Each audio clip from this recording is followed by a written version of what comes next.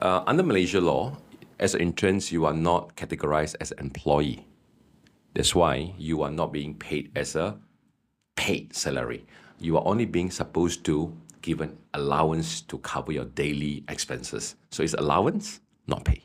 So what's the difference here? Because for an intern, you are still I would say technically not an employee. So if you want to get your rights to be protected, listen to what I'm going to say next. I'm going to tell you how you're going to protect yourself. The last particular point is the most important.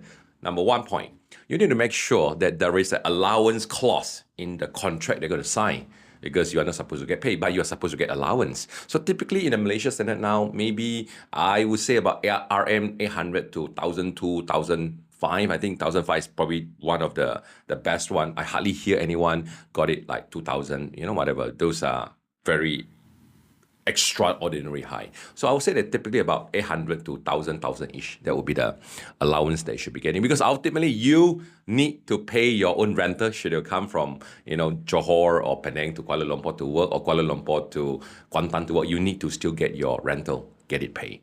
So number 2, you need to make sure that you have your because technically you are not an employee, right? So you can go back on time. So you need to be firm with the leaders. You are not supposed to be exploited. But of course, being interns, the mindset that what you should have is you want to learn more.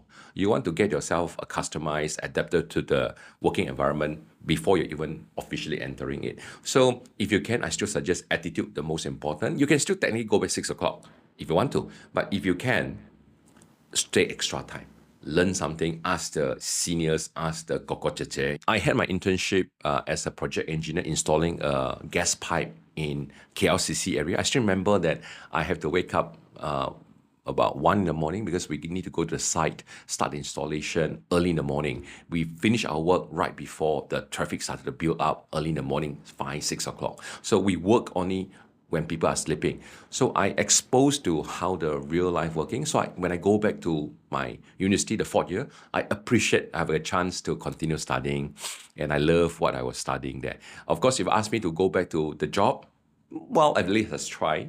And that's why I decided to go into the sales route. So at the end of the day, it's about you. You experience this beautiful time when you're allowed to as an intern. So job scope is something that you got to align.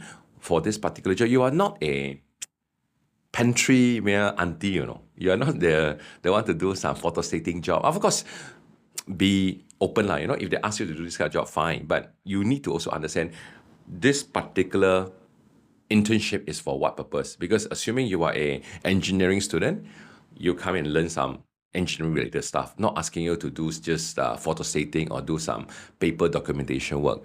You need to make sure that, what you really are going to be exposed to.